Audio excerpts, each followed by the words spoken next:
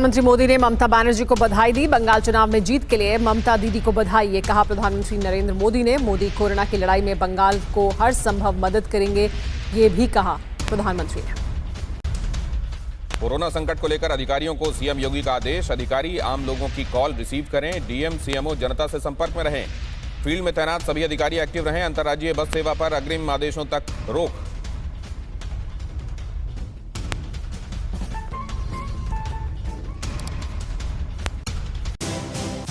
उत्तर प्रदेश की राजधानी लखनऊ में भी कोरोना से हालात खराब हैं। दवाओं और अस्पतालों के साथ साथ लोगों को रोजमर्रा के लिए सब्जियों के लिए भी मुश्किलों का सामना करना पड़ रहा है। लखनऊ से मनीषा दत्त की ये रिपोर्ट देखिए।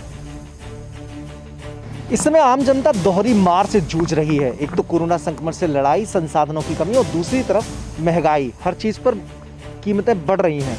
सब्जी की दुकान पर हम लोग मौजूद हैं। गोमती नगर का इलाका है। यहाँ पर प्याज की कीमतों में उछाल आया है। जो बाहर से सामान आते थे, खासतौर पर महाराष्ट्र और मध्य प्रदेश से जो सब्जियां आती है, उनकी कीमतों में भी उछाल देखने को मिला है, क्योंकि सब्जियां आना अब बंद हो गई हैं। लोग भी सब्जी खरीद रहे हैं। भाई साहब, क्या खरीदा है आपने?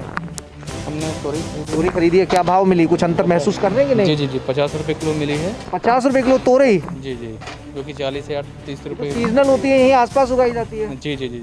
फिर भी महंगाई की वजह से वो 50 रुपये किलो मिल रही है। क्यों भैया, कौन कौन सी सब्जियां हैं जिन पे बढ़ा है? बाहर से कौन कौन सी सब्जियां? जैसे बीन्स आती है, शिमला आता है। अच्छा। और नींबू है, नींबू पर रेट बढ़ाव चल रहा है। नींबू पे कितना हो गया? नींबू भैया इसमें चल रहा है 140 से 60 रुपये किलो बिक रहा है। बेसिक है, नींबू की तो जरूरत होती है। कोरोना संक्रमण में भी नींबू विटामिन सी देता है। नींबू ही सबसे महंगा, सस्ता रहता था, लेकिन इस साल बहुत महंगा नींबू चल रहा है। 9:30 बजे प्रधानमंत्री मोदी कोरोना को लेकर एक बड़ी बैठक करने जा रहे हैं। कोरोना के ताजा हालात पर होगी चर्चा। और हमें नहीं भूलना चाहिए कि कल भी 3,90,000 के ऊपर कोरोना के केसेस आए, लेकिन कल पहली बार कोरोना की सेकेंड वेव में 3 लाख से ज्यादा लोग रिकवर भी हुए। और देश में कोरोना संक्रमण का कहर जारी है। पिछले 24 घंटे में एक बार फिर करीब 4 लाख नए केस सामने आए हैं। मौत का आंकड़ा भी 3,500 के पार है।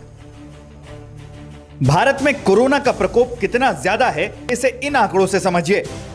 भारत में कल कोरोना के 3,92,488 नए केस सामने आए। इससे अलग दुनिया भर के टॉप 50 संक्रमित देशों में मिलाकर 3,91,000 लोग संक्रमित हुए हैं। यानी 50 देशों के टोटल केस से भी भारत में 1,000 ज्यादा मरीज मिले हैं। देश में पिछले 24 घंटे के दौरान 3,689 संक्रमितों की मौत हुई है। राहत की बात यह है कि इस दौरान 3,07,000 से ज्यादा लोग स्वस्थ हुए हैं। भारत में इस समय एक्टिव केस की संख्या 33,49,000 से ज्यादा है। देश में अब तक 1,95,00,000 से ज्यादा लोग संक्रमित हो चुके हैं। वहीं 1,59,00,000 से ज्यादा लोग स्वस्थ हुए हैं। कोरोना अब तक 2,15,000 से ज्यादा लोगों की जान ले चुका है। SBI रिसर्च की लेटेस्ट रिपोर्ट के मुताबिक देश में कोरोना की दूसरी लहर अब से 20 दिन बाद यानी मई के मध्य में पीक पर पहुंचेगी। इस बीच अस्पतालों में इलाज के लिए संक्रमितों की भारी भीड़ उमड़ रही है। हॉस्पिटल में बेड की कमी है, तो वहीं मरीजों को ऑक्सीजन, दवाइयां और अन्य मेडिकल उपकरणों की किल्लत का सामना करना पड़ रहा है। सरकारें मदद का दावा कर रही हैं, लेकिन मरीजों के लिए ये नाकाफी है। और स्वास्थ्य मंत्रालय की गाइडलाइन में क्या कुछ कहा गया, ग्राफिक्स के जरिए हम आपको समझाते हैं और ये बताने की कोशिश करते हैं कि कैसा होगा ये। अगर आप देखें कि स्वास्थ्य मंत्रालय ने राज्यों को कंटेनमेंट जोन में बनाने के ऊपर जोर दिया है। कहा है कि आप बनाइए कंटेनमेंट जोन जहां पर ज्यादा पॉजिटिविटी रेट आ रहे हैं।